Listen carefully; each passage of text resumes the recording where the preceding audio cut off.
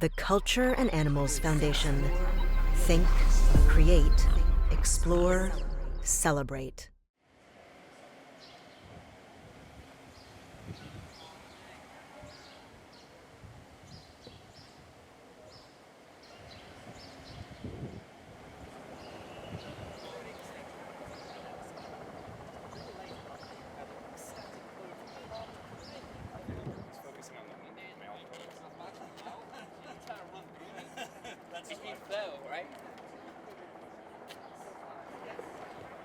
So in Baltimore, they just, I think this summer they're doing a swim in harbor, and it is this sort of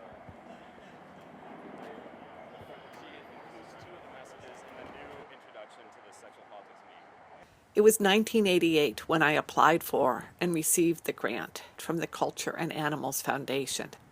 The grant was for completing the manuscript that would become The Sexual Politics of Meat.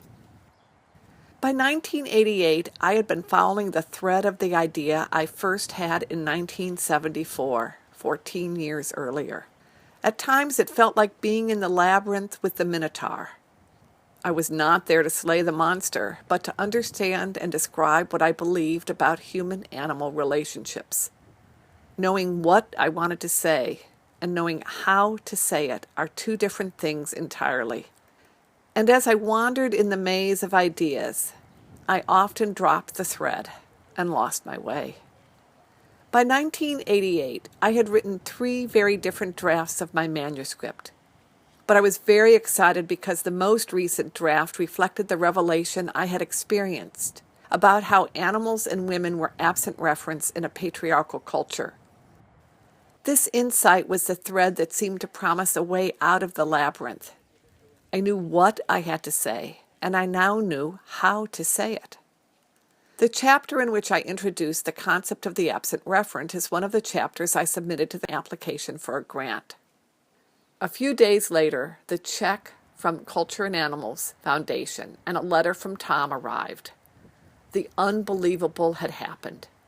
This was a respected foundation, and a famous philosopher was writing to me about my work and giving me money as well. For several days I did not cash the check. Instead, each day found me simply staring at it, encouraged by its sight. With the funds from the Culture and Animal Foundation, I covered the cost of a research trip to Austin to the Harry Ransom Center at the University of Texas to read Joseph Ritzen's 1802 book, An Essay on Abstinence from Animal Food as a Moral Duty, and which I discuss in Chapter 5 of The Sexual Politics of Meat.